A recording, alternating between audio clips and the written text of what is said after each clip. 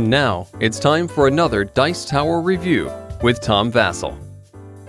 I love Dice Masters, always looking forward to seeing new things for it.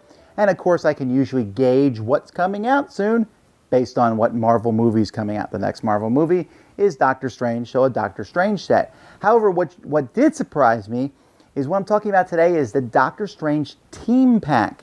This is a small, looks like it could hang on a shelf at a store, pack of cards. There is only, 2, 4, 6, 8, 10, 12, 14, 16 dice in the set. So there's 8 characters, 3 cards for each character, 24 characters.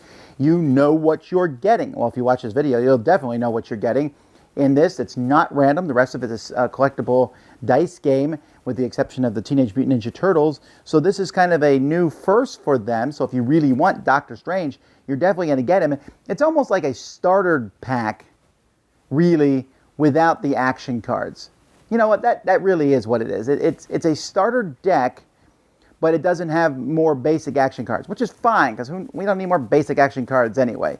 But still, I think people are going to like this. And so again, each of these characters has 4 dice. So if you get 2 dice for each character. So if you want 4 dice for all the characters, you'll have to buy 2 of these packs. You don't need to. Let's take a look at what's in here.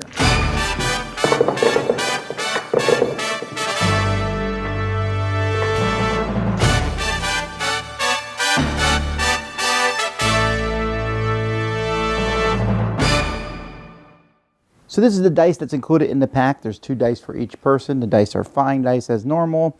None of them stand out, although I guess I really do like the purple and this color. And actually, none of the dice are bad. Even the translucent dice, WizKids is getting better. The translucent dice are still pretty easy to read. All right, let's take a look at the cards that come in this set. So first we have the mindless ones.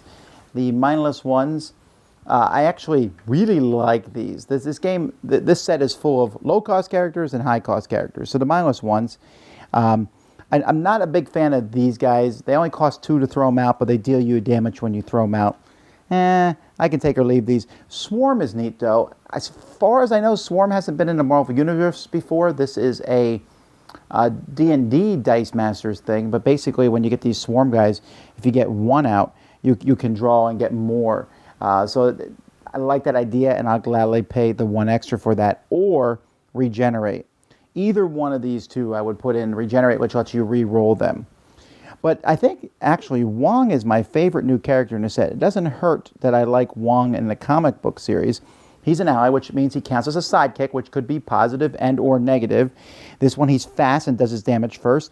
In fact, this seems really good for 2. I don't know, but this 2 Wong, granted he's an ally and you can wipe him out faster, but still, this guy can sacrifice sidekicks to do X damage to a target opponent. But this one here, where it gives all other sidekicks +1 attack and +1 defense. So he comes out and leads like an army of sidekicks. Then we have the Scarlet Witch. She can look for an action die and roll it. And if she rolls an energy, then she hits you for 2 damage. So you're looking for a specific action dice, hopefully not with energy. Here, when you use an action die, you gain a life. Here, when you use an action die, you can pay 1 to add it to your prep area. This set is kind of action die oriented.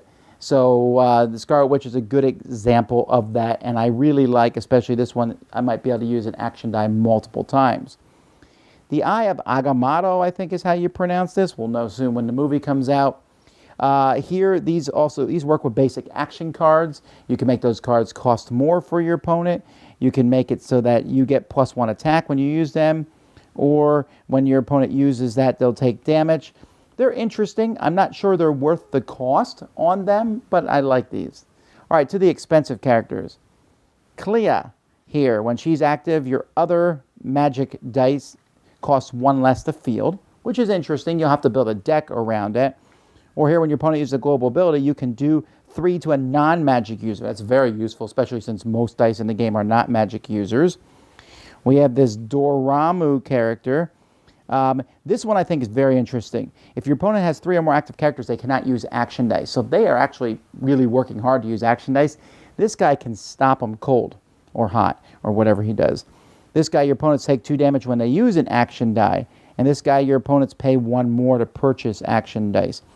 I'm not in the Dice Masters tournament scene, but these cards almost make me feel like action dice are a strong thing and these characters are here to stop them. Here's an ancient one. He stops your opponent's magic dice. Opponent's magic dice get -3 attack. It's okay. Like I said, there's not a lot of magic users out there. Here you can't target your magic users with global abilities or character abilities. Well, that's much more handy. And here your magic dice cost 2 less to purchase. And then finally, Doctor Strange. When he's active, you pay 1 less to purchase action dice. That's nice, to a minimum of 1. Or when he's active, prevent all but 1 damage to you from each opposing action dice. No more fireballs, thank you. Or every time you roll 2 or more action dice, gain 2 life. I think of the 3 Doctor Stranges, I like this one the best. It makes action dice cheaper. So those are the cards and dice in the set. As you can see, this set is all about action dice. Yeah, making action dice cost more, or cost less, or harder for your opponents to get, or utilize them. That's cool. I've always been a big action die guy.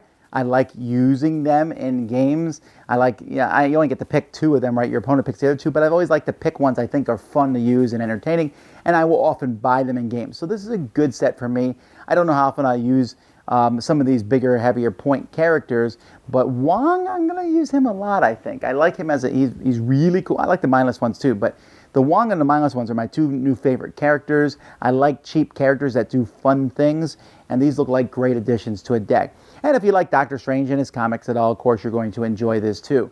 I wonder if this is how WizKids is going to do things in the future. I actually don't know. I prefer this to getting starter packs because there's only so many starter dice I can have. And basic action cards now, I have, there's like 100, 200 different ones of them. So I think we're fine with them also. This is cool. It's neat. Check it out.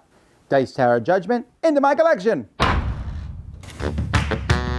Thanks so much for watching the Dice Tower videos. Find more great videos and reviews, as well as our top-rated audio podcast at Dicetower.com. You can also find other great shows at Dicetowernetwork.com. I'm Eric Summerer, and you've been watching The Dice Tower. The Dice Tower is sponsored by Cool Stuff Inc., where you can find great games for great prices. Cool stuff in stock. Check them out at CoolStuffInc.com. Shut the door.